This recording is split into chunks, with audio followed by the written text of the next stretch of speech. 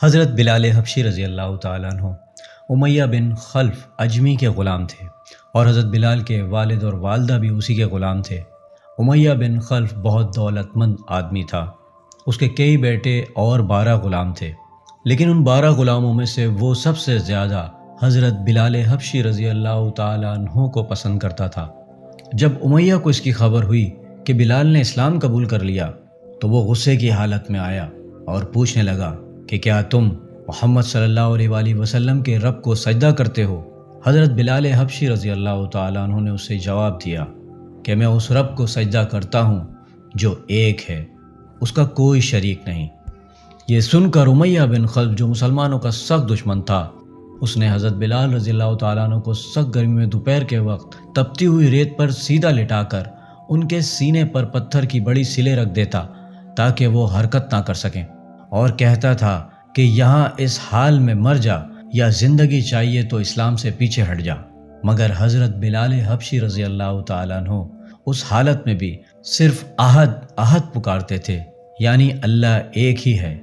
رات کو حضرت بلال حبشی رضی اللہ تعالیٰ عنہ کو زنجیروں میں باندھ کر کوڑے مارے جاتے، اور اگلے دن ان زخموں کو گرم زمین پر ڈال کر اور زیادہ زخمی کیا جاتا تاکہ بے قرار ہو کر اسلام سے پیچھے ہٹ جائیں یا تڑپ تڑپ کر اپنی جان دے دیں۔ اتنا خوفناک تشدد کرنے والے بھی اکتا جاتے۔ کبھی ابو جہل کا نمبر آتا تو کبھی امیہ بن خلف کا۔ ہر شخص کی یہ کوشش ہوتی تھی کہ تکلیف دینے میں وہ پہلے والے سے سبقت لے جائے۔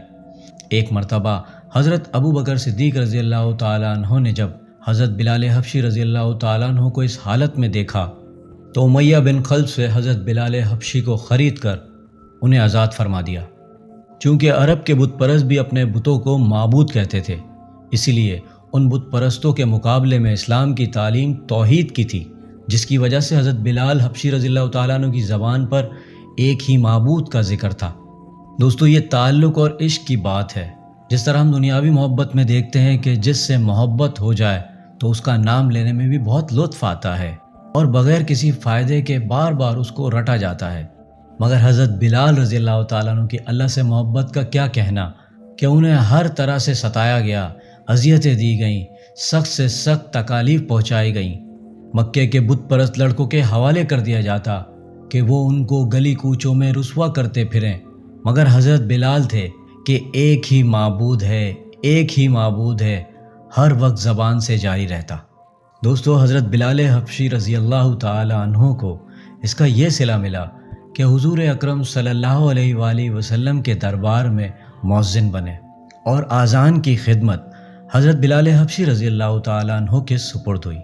حضرت بلال حبشی رضی اللہ تعالی عنہ کو حضور پاک صلی اللہ علیہ وآلہ وسلم سے اتنی محبت تھی کہ جب نبی کریم صلی اللہ علیہ وآلہ وسلم نے اس فانی دنیا سے پردہ فرمایا تو حضرت بلال کو مدینہ میں رہنا اور حضور اکرم صلی اللہ علیہ وآلہ وسلم کی جگہ کو خالی دیکھنا مشکل ہو گیا۔